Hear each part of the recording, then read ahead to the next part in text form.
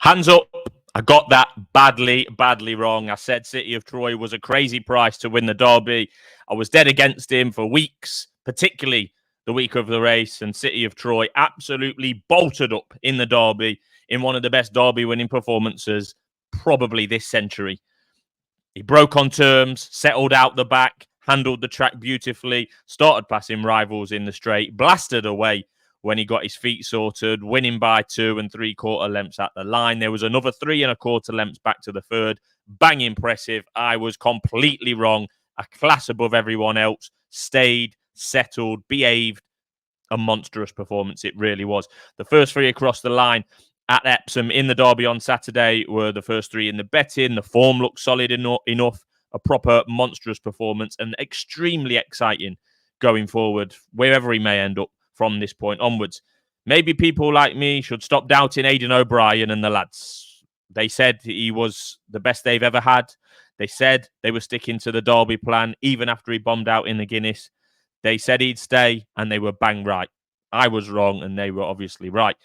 I mean, what more can you say? Really, he's lit a fire under the flat season. It's exactly what we needed. Aidan O'Brien's getting lauded as a genius trainer as always, and he's now won the derby 10 times.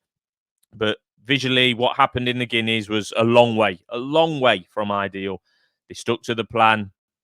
They didn't have to. They stuck to the plan, and the plan absolutely delivered. He was unbelievable, City of Troy, on Saturday. The way he bounded clear. There was a loose horse in there. Ambiente Friendly was swinging on the bridle at the two-pole. Ryan Moore was already rowing, getting City of Troy organised. But once he did, and once he switched his feet, got his feet in the right order, he flew home. So impressive. So impressive. And the excitement is now bang near. Where's he going to go next? Wherever he turns up, the hype is going to be with him, and he's proven the hype somewhat now. A fantastic 2-year-old, as I'd already said, but he left a lot of questions to be answered after the Guineas performance at Newmarket in early May, and he answered all those questions with fireworks, absolute fireworks.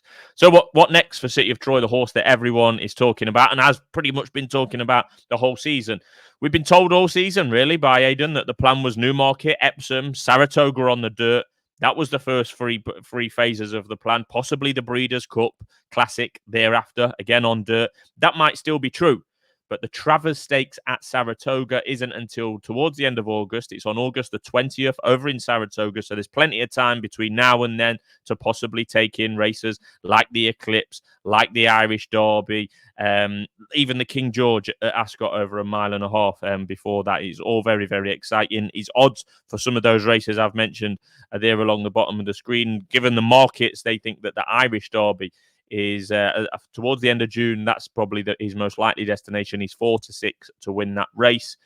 But I am holding my hands up. I have had pelters in the comments and on Twitter, and deservedly so.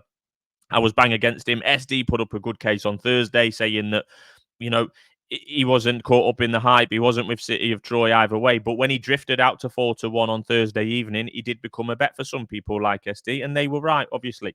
It was only a week or so before where he was under 2-1, but he got drawn in store one. There was a bit of rain about. Were the market getting jitters over the confidence of this horse? Well, there was all right in the end. Aidan and the boys were bang on. Brian was perfect in doing the riding. You don't need me to be repeating that, but I wasn't completely wrong. I am admitting I was wrong in terms of the Derby, but I wasn't completely wrong because I did say at the turn of the year or the start of the season that City of Troy was or is the most exciting horse since Frankel. I just was against him for the Derby, and that's where I went wrong. I'll remember not to do that again. But I mean, without question, he is definitely the most exciting horse in Europe, possibly in the world, after what he did on Saturday. The world is his oyster. He could stick to turf. He could go over to dirt. Will he come back as a 4-year-old? Do you think it's unlikely? But look what they did last year with August Rodin. I mean, this horse could be the most important horse that Coolmore have ever had, particularly in the aftermath of their top stallion, Galileo, dying of old age. City of Troy, that he could be the one that they've been looking for. They've got a few good stallions, but this one could rewrite the rule book on that one. Whilst we're at it, and whilst we're talking about Derby or talking about Epsom, let's have a quick look back to Friday in the Oaks, where Ezaliah was very impressive in winning the Oaks on Friday in what looked a poor renewal, but she certainly stamped her authority on it.